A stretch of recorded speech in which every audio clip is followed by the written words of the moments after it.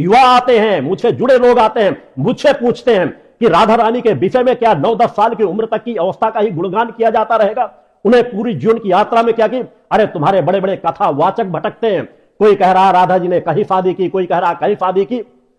इस अज्ञानता में समाज को दिशा देने वाला कोई राधे का भक्त तो आएगा, कोई तो उभर करके आए जो समाज में माता राधा के बारे में स्पष्ट वर्णन करे।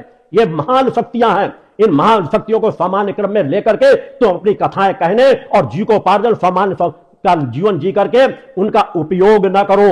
उन शक्तियों को उदाहरण दो जिसे समाज उन आदर्शों का पर चल सके, बता सको कि माता आदि शक्ति जगत जननी राधा रानी किस लिए जन्म लिया था, उन्होंने क्या कार्य किया, समाज को क्या उपदेश दिया, क्या मार्गदर्शन दिया।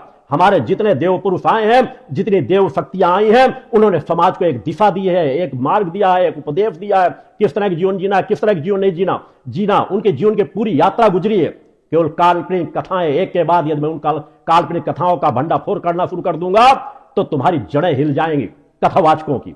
जहां कहीं पर भी कोई आधार नहीं मिलेगा तुम मुझसे पूछते हो, अरे महामूर्खो, यह तुम थोड़ा सा मार्कंडेय ऋषि का ही अध्ययन कर लिए होते, उनके द्वारा लिखित ग्रंथों का अध्ययन कर लिए होते, दुर्गा सप्तशती का ही अध्ययन कर लिए होते, जिससे महान कोई ग्रंथ है नहीं, जिसके एक एक श्लोक में पूरी सृष्टि समा जाएगी।